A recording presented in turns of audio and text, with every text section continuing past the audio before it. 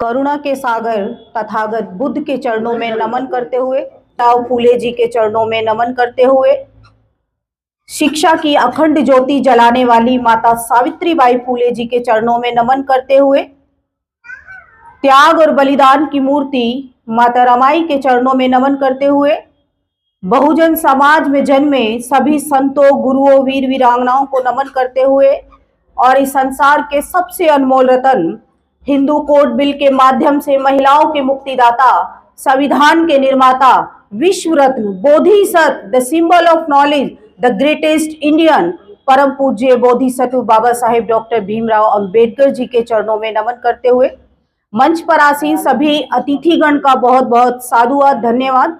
और यहाँ पर उपस्थित सभी हमारी माताएं, बहनें और प्यारे बच्चों, आप सभी को मेरा गर्व से नमो बुद्धाय, जय भीम, जय भारत, जय संविधान। प्रोग्राम के आयोजक सर फूल सिंह बोध जी का बहुत बहुत आभार व्यक्त करती हूँ कि कंटिन्यू समाज को जागरूक करने में वो अपनी भूमिका निभाते हैं और बहुत सारे प्रोग्राम उन्होंने आयोजित किए। वामसेफ मिशन व्यवस्था परिवर्तन की पूरी टीम का बहुत बहुत आभार और साधुवाद। अभी बहुत सारे वक्ताओं ने, अभी मैडम ने बहुत सारी बातें हम लोगों को बताई कि आज़ादी को 75 साल हो गए, लेकिन 75 साल होने के बाद भी इस देश में जो SC ST OBC की जो स्थिति थी, उनमें जो बदलाव आना चाहिए था, उनकी स्थिति में जो परिवर्तन आना चाहिए था, वो आज तक नहीं आया। और क्यों नहीं आया? क्योंकि इस देश की जो मनुवादी व्यवस्था है वो नहीं चाहती कि हम लोग आगे बढ़ पाए। भारत सरकार बड़ी बड़ी योजनाएं बनाती है, लेकिन वो सिर्फ और सिर्फ दिखावे के लिए और धरातल पर उस पर कोई काम नहीं किया जाता। बड़े बड़े आयोग बनाए गए, लेकिन उनमें भी सवर्णों को नियुक्त कर दिया गया, या मैं कहूं कि दलित योजनाओं के नाम पर आज सवर्ण मौज मार रहे हैं। संविधान में हमको सबको बराबरी का अधिकार दिया। क्या जो शिक्षा आज हम लोग ले रहे हैं, क्या उससे हमें समान अवसर मिल रहे हैं? मुझे नहीं लगता। इस देश के बड़े बड़े शैक्षणिक संस्थानों को आप देखें, IIT, एम्स, कहाँ है हमारे लोग? और महिलाओं की संख्या तो बिल्कुल ना के बराबर है। ब्राह्मणवादी सोच नहीं चाहता कि हम सत्ता पर काबिज हो जाएं, और इसीलिए वो सबसे बड़ा प्रहार हमारी शिक्षा पर कर रहे हैं, क्योंकि शिक्षा सवालों को जन्म देती है। बाबा साहेब कहते हैं कि जब तक तुम राजनीति में नहीं जाओगे तो तुम्हारे दुखों का अंत नहीं होगा। आज तो 131 सांसद होने के बाद भी हमारे दुखों का कोई अंत नहीं हो रहा, क्योंकि वो जो लोग हैं बाबा साहेब के आरक्षण की वजह से संसद तक तो पहुंच जाते हैं, लेकिन वहां पर जाकर हमारे ऊपर होने वाले अन्याय और अत्याचार की आवाज को नहीं उठाते।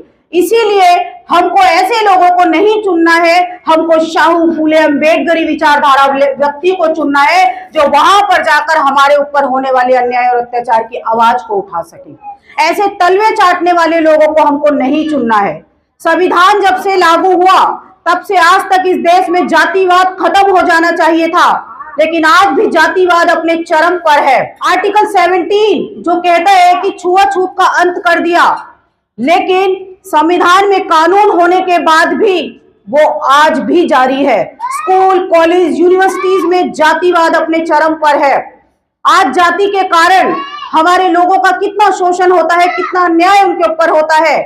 अभी लास्ट मंथ की जो घटना है कि एक दलित दूल्हे को घोड़ी पर नहीं बैठने दिया गया बुलंदशहर में। एक दलित महिला अगर मिड डे मील बना देती है तो बच्चे खाने से मना कर देते हैं। सोचिए, वो अपने बच्चों को बचपन से ही जातिवाद का बीज रोपित उनके माइंड में कर रहे हैं, और जब तक वो बड़े हो जाते हैं तो वो ट्रेंड हो जाते हैं और उनको पता है हमें कहाँ जातिवाद किसके साथ करना है। आज भी अगर कोई मासूम बच्चा जिसको प्यास लग रही हो और मटका भी छू ले तो उसको इतना निर्मम तरीके से मारा जाता है कि उसकी मृत्यु हो जाती है। आज भी सवर्णों का घर अगर आ जाए तो चप्पलें हाथ में लेकर चलना पड़ता है। अच्छी घड़ी पहन ले तो उनको मार दिया जाता है, अच्छे कपड़े पहन ले तो उनकी हत्या कर दी जाती है। रोहित वेमुला, पायल तड़वी, मुंबई IIT में पढ़ने वाला एक अंकित, तमाम ऐसे ब्रिलियंट बच्चों को जाति के कारण मार दिया जाता है। क्या हमारे बच्चों की जानें इतनी सस्ती है? क्या जो दर्द उनकी माँ को, बच्चे को जन्म देते वक्त हुआ, क्या हमें नहीं हुआ हो? लेकिन हम लोगों ने कभी इस पर विचार नहीं किया। आज बड़े बड़े नेता बनकर बैठे हुए हैं, लेकिन कोई नेता ये नहीं कहता कि जातिवाद को खत्म करो। वो आज भी अपने चरम पर है। बाबा साहेब कहते हैं कि 26 जनवरी 1950 को हम एक ऐसे दौर में प्रवेश करना जा रहे हैं जहां पर हम राजनीति में तो एक समान होंगे, लेकिन सामाजिक और आर्थिक रूप से हम गैर बराबरी में होंगे। और सरकार की यह जिम्मेदारी बनती है कि वो इस गैर बराबरी को खत्म करे, नहीं तो जो लोग इससे पीड़ित है वो लोकतंत्र को ध्वस्त कर देंगे। लेकिन मुझे ऐसा लगता है कि सत्ता पर जो काबिज लोग हैं वो सबसे बड़े जातिवाद है, सबसे ज्यादा जातिवाद वही करते हैं और ये जातिवाद को बरकरार रखना चाहते हैं, क्योंकि जब तक जातिवाद रहेगा तब तक ये अपने आप को ऊंच कहते रहेंगे, अपने आप को श्रेष्ठ कहते रहेंगे। दूसरा प्रहार हमारी शिक्षा पर किया जा रहा है। 27,000 स्कूलों को बंद करने का फरमान जारी हो चुका है। गुजरात, उत्तर प्रदेश, मध्य प्रदेश, तमाम ऐसे राज्यों में स्कूल बंद किए जा रहे हैं। यहां तक कि सरकारी स्कूलों में भी हमारे बच्चों को नहीं देखना चाहते वो लोग। और सरकारी स्कूल जो बचे कुचे हैं, अगर मैं उत्तर प्रदेश की बात करूं तो यहाँ पर आकर देखें कि सरकारी स्कूलों को खिचड़ी और दलिया का केंद्र बना दिया गया है। वहां लाइन लगी रहती है बच्चों की कि खिचड़ी और दलिया आप लो और बैठे रहो आराम से। वहां पर बच्चों को पढ़ाया नहीं जाता।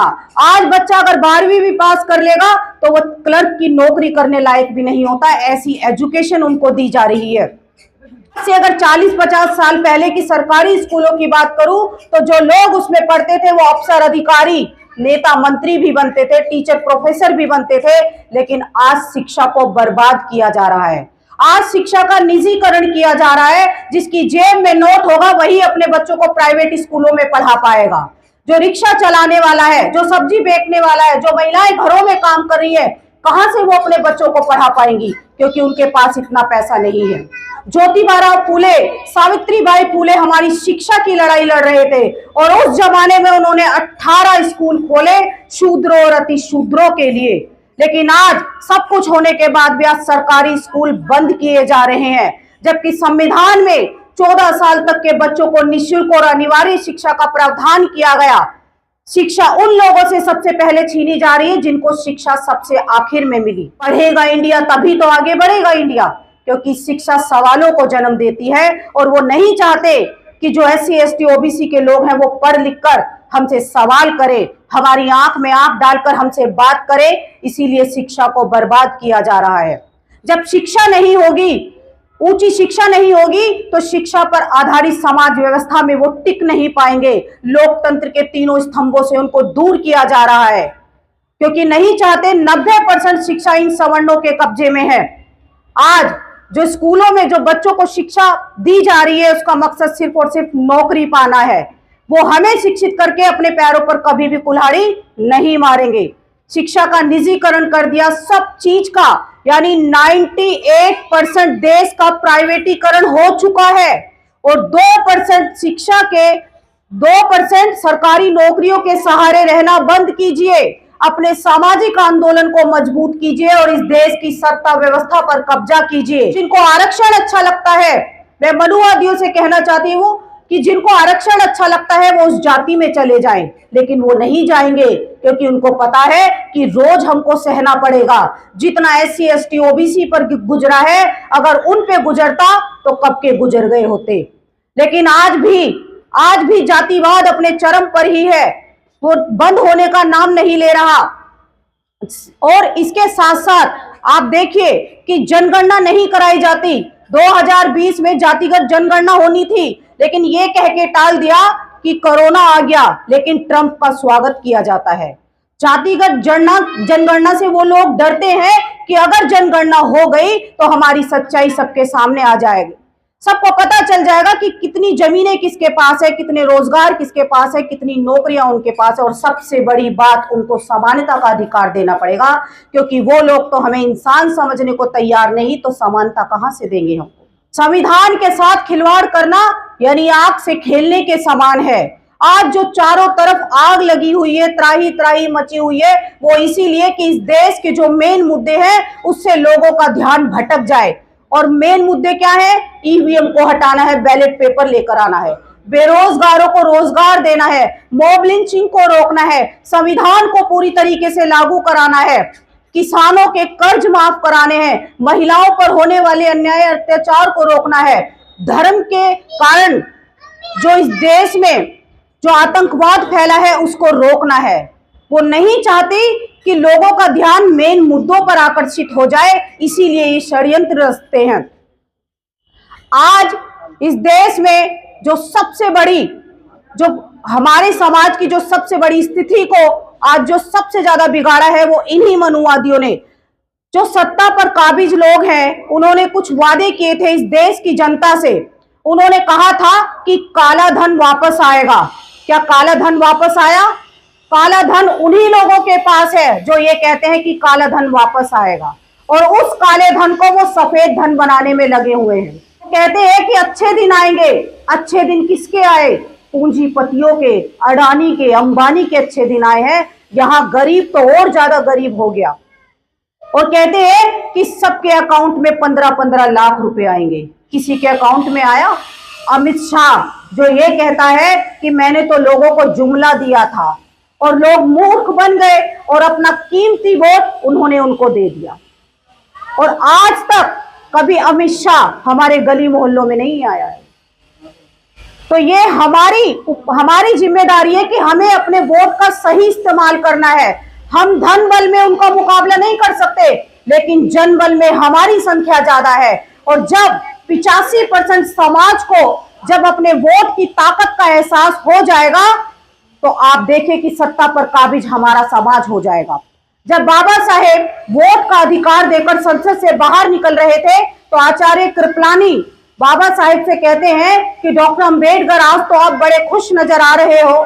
तब बाबा साहेब कहते हैं कि मैं आज खुश इसीलिए हूं क्योंकि मैंने अपने समाज को वोट का अधिकार दे दिया। लेकिन कृपलानी कहते हैं कि तुम्हारा समाज गरीब है, वो थोड़े से पैसों में बिक जाएगा। तब बाबा साहेब कहते हैं कि मैं जानता हूं मेरा समाज गरीब है, लेकिन जिस दिन मेरे समाज को मेरी वोट की ताकत का एहसास हो जाएगा, उस दिन तुम जैसे लोग इनके चरणों में झुक जाओगे। आप देखिए कि आज एक नेता हमारे गली मोहल्लों में आता है, जिनको हमारी बस्तियों में बदबू आती है, जो हमारी परछाई तक से नफरत करते हैं, लेकिन हमारी गली मोहल्लों में आते हैं हमारा कीमती वोट लेने के लिए, हमारे चरणों में झुकते हैं। ये है वोट की ताकत। जो आपकी शिक्षा की बात करे, जो रोजगार की बात करे, जो समानता की बात करे, आप उनको अपना वोट दीजिए। अपने वोट को वेस्ट मत कीजिए एक साड़ी में, आधे पौए में, मिठाई के डिब्बे में, क्योंकि वही एक वोट जो लोकतंत्र की सबसे बड़ी ताकत है, उसी के द्वारा हम सत्ता पर कब्जा कर सकते हैं। जब से ये देश आजाद हुआ है, तब से लेकर आज तक इस देश पर इन्हीं मनुवादियों का कब्जा रहा है। 94% जमीनें इनके पास है, उद्योग धंधे बिजनेस व्यापार इनके पास है, 15% वालों के पास सरकारी नौकरियों पर कब्जा है, सुप्रीम कोर्ट हाई कोर्ट पर इन लोगों का कब्जा है, सेना में जनरल कर्नल कमांडर ऊंची जाति के हैं, और आप देखें कि आर्मी में हमारे लोगों का कोई रिजर्वेशन नहीं है। शैक्षणिक संस्थानों में, वैज्ञानिक संस्थानों में आज इन्हीं मनुवादियों का कब्जा है। हमारे लोग कहाँ हैं? हमारे लोग हैं कांवड़ यात्रा लाने में, हमारे लोग हैं धर्म को बचाने में, हमारे लोग हैं पूजा पाठ हवन करवाने में, वहां हमारे लोग व्यस्त हैं। अभी कुंभ का जो मेला लग रहा है, वहां पर देखिए सबसे ज्यादा हमारे समाज के लोग हैं। जब कांवड़ लेने के लिए जाते हैं तो पुलिस वाले भी उनकी पैरों की मालिश करते हैं, हेलीकॉप्टर से फूल बरसाए जाते हैं उनके ऊपर, क्योंकि वो धर्म को बचा रहे हैं। लेकिन जब अपनी शिक्षा, स्वास्थ्य, रोजगार की बात करते हैं तो उन पर डंडे बरसाए जाते हैं। ये आजाद भारत की तस्वीरें हैं। ये हमारे महापुरुषों के सपने को ध्वस्त किया जा रहा है। संत रविदास ने जो सपना देखा था, ऐसा चाहूं राज में जहां मिले सभी को अन्न, छोटे बड़े सब बसे रहे रविदास प्रसन्न। एक ऐसे राज की मांग कर रहे थे जहां पर सभी लोग एक समान हो, सबको भरपेट भोजन मिले, सबको रहने के लिए मकान हो। यही बाबा साहेब चाहते थे, लेकिन आज उनके सपनों को बर्बाद किया जा रहा है, उनके सपनों को तोड़ा जा रहा है। इस देश में जो सबसे बड़ी शक्ति है वो है मातृशक्ति। और जब तक महिलाएं आगे नहीं आएंगी, तब तक हमारा कोई भी आंदोलन सफल नहीं हो सकता। मातृशक्ति वो शक्तिशाली इसीलिए भी है क्योंकि वो एक ऐसे बच्चे को जन्म देती है जो दुनिया में कुछ भी कर सकता है। 9 महीने अपने पेट में रखती है, जिंदगी और मौत के बीच में होती है जब बच्चे को जन्म देती है, लेकिन फिर भी अपने वारिस को इस दुनिया में लेकर के आती है। कहा जाता है कि महिलाएं, एक सफल पुरुष के पीछे महिला का हाथ होता है। पीछे जो महिला एक बच्चे को जन्म देती है, उसका लालन पालन पोषण करती है, जो उसको चलना सिखाती है, जो उसको बोलना सिखाती है, क्या वो महिला पीछे हो सकती है? क्योंकि हिंदू धर्म ग्रंथों में महिलाओं को गुलाम बनाया गया है, उनको पीछे रखा गया है, जो ब्राह्मणी व्यवस्था है। लेकिन बाबा साहेब का संविधान हम महिलाओं को बराबरी का अधिकार देता है। ज्योतिबा राव फूले, सावित्रीबाई फूले ने हमारे हकों की, अधिकारों की लड़ाई लड़ी और आज उन्हीं की बदौलत हम लोग शिक्षा ग्रहण कर रहे हैं। भारत की प्रथम महिला शिक्षिका माता सावित्रीबाई फूले। लेकिन विडंबना देखे इस देश की कि आज भी महिलाएं ये नहीं जानती कि भारत की प्रथम महिला शिक्षिका कौन है, क्योंकि स्कूलों में पढ़ाया जाता है कि जो शिक्षिका है पहली वो सावित्री, उसको सरस्वती को बताया जाता है, लेकिन सावित्रीबाई फूले के बारे में कोई नहीं बताएगा। उस समय 17 साल की आयु में सावित्रीबाई फूले परिवार से, समाज से टक्कर लेती हुई हमारे लिए स्कूल खोल रही थी और 18 स्कूल उन्होंने अपने समय में खोले, लेकिन आज स्कूलों को बंद किया जा रहा है। मान्यवर साहेब कहते थे कि जिसकी जितनी संख्या भारी उसकी उतनी हिस्सेदारी, यानी 85% का जो समाज है उस समाज की 85% की हिस्सेदारी होनी चाहिए थी लोकतंत्र के तीनों स्तंभों पर, लेकिन वो कहीं भी नहीं है। आज हमारा समाज शिक्षित तो हो रहा है लेकिन जागरूक नहीं हो रहा है, अपने अधिकारों को नहीं जान रहा है। अगर हम घर की 4 दीवारी में रहेंगी तो हम संवैधानिक अधिकारों के बारे में नहीं जान पाएंगी, क्योंकि एक महिला ही होती है जो परिवार और समाज को बदल सकती है। ये हमारे महापुरुषों ने जाना और उसमें जितनी भी ताकत होती है, कोई भी महिला अगर कुछ भी करने की ठान ले तो फिर उसको उसके फैसले से कोई हटा नहीं सकता। ये ठाना सावित्रीबाई फूले ने, ये ठाना रमाबाई ने, झलकारी बाई ने, ऐसी क्रांतिकारी महिलाएं हमारी रही हैं। लेकिन जो महिलाओं की ऊर्जा है, महिलाओं की जो ताकत है, वो अपनी ताकत को पहचान नहीं पा रही, क्योंकि उनके सामने दूसरे बाबा लाकर खड़े कर दिए ताकि वो अपने बाबाओं को भूल जाए। हमारे बाबा पेरियार, जिन्होंने ब्राह्मणी व्यवस्था की धज्जियां उड़ाकर रख दी, जिन्होंने एक ट्रक में राम और कृष्ण की मूर्तियों पर जूते चप्पलें बरसे। हमारे बाबा ज्योतिबा राव फूले, जिन्होंने उस समय एक ऐसी व्यवस्था के विरुद्ध जाकर बगावत की, यानी मैं कहूं कि सीधे सीधे अपनी मौत को दावत देना था। लेकिन हमारे महापुरुषों को पेट की भूख से ज्यादा सम्मान की भूख ने सताया और उस सम्मान को पाने के लिए उन्होंने संघर्ष किया। हमारे बाबा डॉक्टर बाबा साहेब अम्बेडकर, जिन्होंने हमें कलम की ताकत दी और उन्होंने कलम की ताकत से ही इतिहास बदल कर रख दिया। हमारी महिलाएं अपने बाबाओं के बारे में ना जान पाए, इसीलिए उनके सामने भोले बाबा, भैरव बाबा, ना जाने कौन कौन से बाबा लाकर इकट्ठा कर दिए। और आज यही हो रहा है कि महिलाएं मानसिक रूप से गुलाम बनी हुई हैं। वो अपनी ताकत को नहीं पहचान पा रही, अपनी ताकत को, अपनी ऊर्जा को गलत दिशा में वो लगा रही हैं। जिस दिन इस देश की 50% की आबादी जो महिलाओं की है वो पुरुषों के साथ कंधे से कंधा मिलाकर चलने लगी, आप देखिए इस देश की दिशा और दशा दोनों बदल जाएगी। आज हमको बाहर निकलने की जरूरत है। बाबा साहेब के दिए हुए अधिकारों से आज महिला डॉक्टर, इंजीनियर, IAS, PCS, यहाँ तक कि चांद पर वो पहुंच गई है। लेकिन हम क्रेडिट बाबा साहेब को नहीं देंगी। अगर एक घर में 2 विचारधारा वाले लोग हैं, एक बाबा साहेब को मानने वाला है और दूसरा ब्राह्मणवादी विचारधारा को मानने वाला है, तो दोनों में संघर्ष रहता है, दोनों में युद्ध रहता है, वो एक दूसरे को वो देख नहीं सकते। आज ये स्थिति बनी हुई है। हमारे महापुरुषों की जो विचारधारा है वो मानवतावादी विचारधारा है, वो समतावादी विचारधारा है। उन्होंने महिलाओं पुरुषों में कोई भेद नहीं किया। सभी महापुरुषों ने शिक्षा पर सबसे ज्यादा जोर दिया कि हमारा जो पतन हुआ है वो शिक्षा के अभाव में ही हुआ है। तो शिक्षा ही एकमात्र ऐसा हथियार है जिसकी वजह से हमारा समाज आगे बढ़ा है और वही हमसे आज छीना जा रहा है। तो साथियों, आज जागने की ज्यादा जरूरत है और जागकर और लोगों को जगाने की ज्यादा जरूरत है, नहीं तो जो कुछ भी हमको मिला है वो सब कुछ खत्म होने की कगार पर है। अगर अब भी नहीं जागे तो कभी नहीं जाग सकते। इन्हीं शब्दों के साथ मैं अपनी वाणी को विराम देती हूं। आप सभी को मेरा जय भीम, जय भारत, जय मूल्यवासी।